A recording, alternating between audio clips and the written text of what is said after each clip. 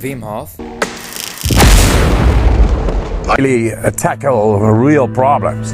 Inflammation, anything caused by inflammation. You get out of the cold water then, and your body is fully alarmed, alerted, and in full bloom.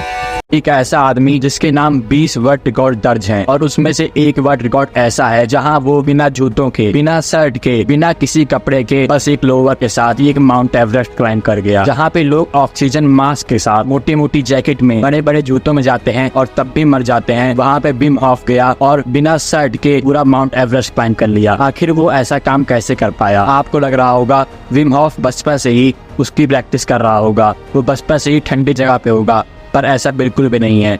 Wim Hof पहले एक बहुत ही घटिया addicted आदमी था, उसके पास कोई भी अचीवमेंट नहीं थी और उसने एक बार देखा कि उसको ठंडे पानी में नहाने में बहुत मजा आ रहा है और वो वही काम करना शुरू कर दिया। वो बर्फ के पानी में जहाँ पे -डिग्री है वहाँ पे नहाना शुरू कर दिया। पर आखिर वो इतने ठंडे पानी में नहा कैसे पाया और अपने शरीर को इतना टफ कैसे बना लिया? उसने एक टेक्निक फाइंड की थी ठंडी से बचने के लिए और यही टेक्निक आज विद्युत जामवाल और बहुत सारे मंक फॉलो कर रहे हैं, जिसकी वजह से वो अपने माइंड को शांत रख पाते हैं। और ये टेक्निक कोई बहुत बड़ी चीज नहीं है, ये टेक्निक बस आपके ब्रीथिंग से आती है, आपके सांस लेने के तरीके से। ब्रीथिंग के बारे में किताबों और साइंटिस्टों ने बहुत अच्छे से बताया हुआ है, पर यूट्यूब में बस कुछ गिने चुने लोग ही इसके बारे में बात करते हैं, क्योंकि हम लोग के पास अटेंशन नहीं आएगा, हम लोग के पास इंप्रेशन नहीं आएगा, जिसकी वजह से व्यूज और पैसे कमाएंगे। और इसीलिए इस ब्रीथिंग के बारे में बहुत कम लोग बात करते हैं। पर सेल्फ इम्प्रूवमेंट में ब्रीथिंग का बहुत बड़ा रोल है।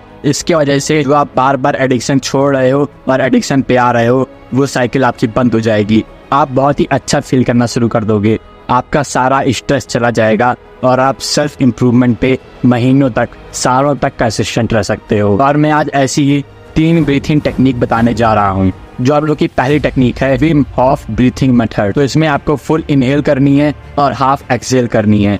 और इनहेल करते समय आपका कोर, आपका सोलर प्लेक्सस और आपका लोअर चेस्ट आपको फील होना चाहिए, जैसा कि आप वीडियो में देख रहे हो। पहले आपका पेट आगे निकलेगा, फिर आपका सोलर प्लेक्सस और फिर आपका लोअर चेस्ट। इसको कहते हैं एक फुल ब्रीथिंग। हम लोग आज के ज़माने में इसको नहीं कर रहे हैं, पर हम लोग को यही ब्रीथिंग टेक्निक अभी फॉलो करनी है। और इसके बाद आपको हाफ एक्सहेल लेनी है, ना कि अपनी सांस को पूरा ही छोड़ देना है। और मैं इसका आपको राउंड 1 ही बताने जा रहा हूँ, क्योंकि इसका राउंड 2 और राउंड 3 बहुत ही ज़्यादा खतरनाक है और मैं नहीं चाहता कि मेरे वजह से आपके शरीर को कुछ हो जाए। आप इसको मुझसे भी ज़्यादा एडवांस लोगों के द्वारा देख सकते हैं और इस टेक्निक के ऊपर और ज़्यादा रिसर्च कर सकते हैं। तो चलिए शुरू करते हैं। इनहेल,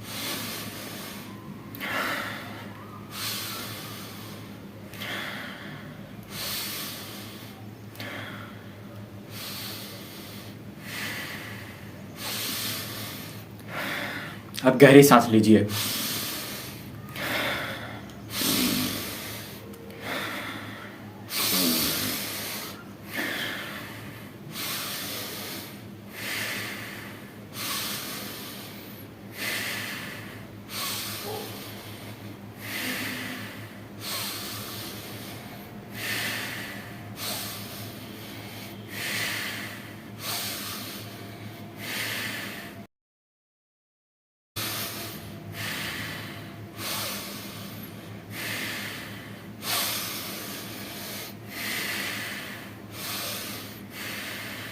अब अगली एक्सहेल पे अपनी सांस रोक दीजिएगा,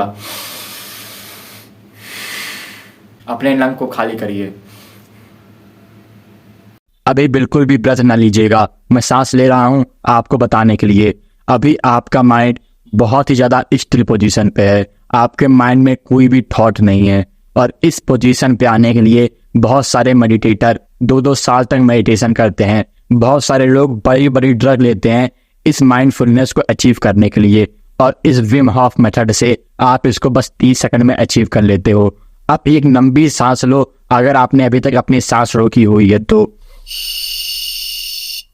और अब भी अपनी ब्रेथ को कंट्रोल करो और कुछ और देर के लिए अपनी सांस को रोको और उसके बाद सांस छोड़ दो। आपका माइंड बहुत ज्यादा शांत हो गया होगा और आपको बहुत अच्छी फीलिंग आ रही होगी, आपको कितना ज्यादा अच्छा लग रहा है।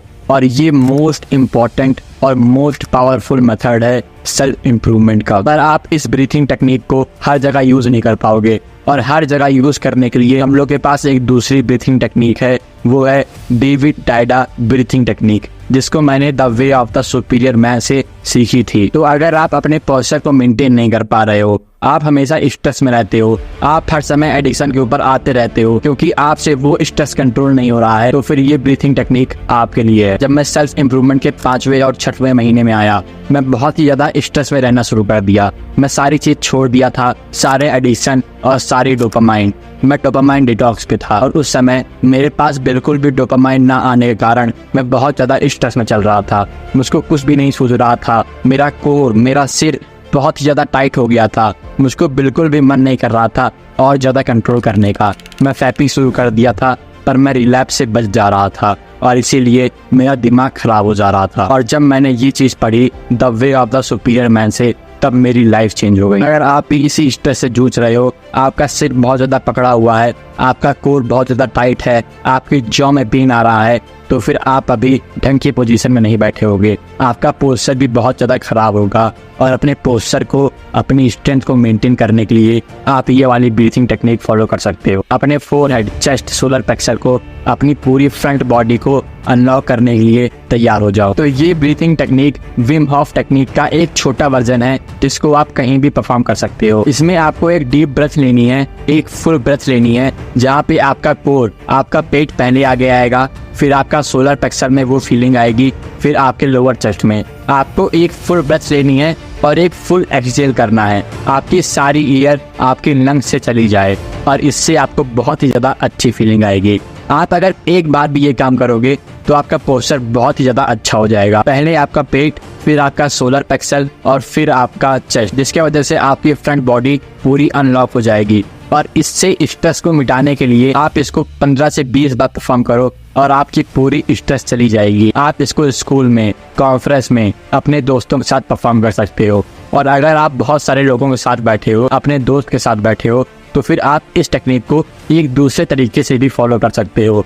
आप इनहेल लो, अपने कोर को, अपने सोलर प्लेक्सस को, अपने चेस्ट को फील करते हुए, और ये भी फील करो कि आपके दोस्त की टेंशन, जितने भी लोग बैठे हैं, सबकी टेंशन आपके अंदर आ रही है। और उसके बाद आप एक डीप एक्सहेल करो जिसमें आपकी टेंशन और उन सारे लोगों की टेंशन रिलीज हो जा रही है। अब बहुत सारे लोग कहेंगे कि ये बहुत ही बेकार चीज है, पर आप एक बार इसको फॉलो करके देखो, आपको बहुत अच्छा लगेगा। बहुत सारे लोग आपकी तरफ अट्रैक्ट होंगे, आपके ऑरा से पूरे रूम की एनर्जी भर जाएगी।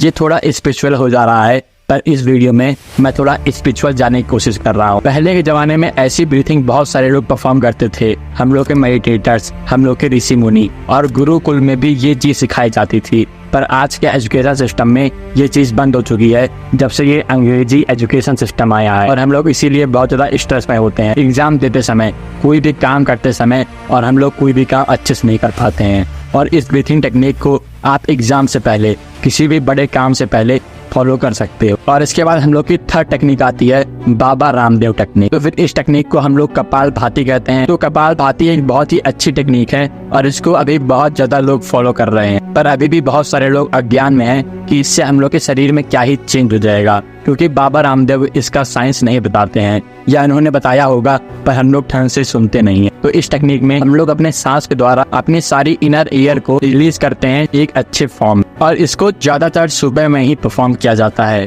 क्यों? क्योंकि रात में प्लांट के द्वारा रेस्पिरेशन से कार्बन डाइऑक्साइड रिलीज होती है और सुबह सुबह प्लांट के इसी प्रोसेस के द्वारा हम लोग के अंदर कार्बन डाइऑक्साइड की मात्रा ज्यादा होती है। और अगर आप इस प्रोसेस को सुबह सुबह परफॉर्म करते हो तो आपके बॉडी से सारी एक्सेस कार्बन डाइऑक्साइड बाहर निकल जाती है और आप और ज्यादा एनर्जेटिक परफॉर्म करते हो। तो सुबह सुबह आप रामदेव की टेक्निक कपाल भाती यूज कर सकते हो।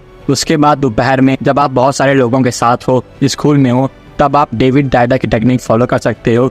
और उसके बाद रात में ठीक सोते समय जब आपके अंदर ज्यादातर स्ट्रेस होता है पूरे दिन का, तब आप विम हॉफ की टेक्निक फॉलो कर सकते हो। और विम हॉफ की टेक्निक में और एडवांस जाने के लिए और अच्छे से इसको जानने के लिए आप डिस्क्रिप्शन की लिंक वाली वीडियो देख सकते हो। और इसके साथ साथ अगर आप सोच रहे हो कि आपको लोगों से बहुत ज्यादा रिस्पेक्ट चाहिए, आपको अपनी हायरार्की बढ़ानी है, तो फिर आप ये वाली वीडियो भी देख सकते हो।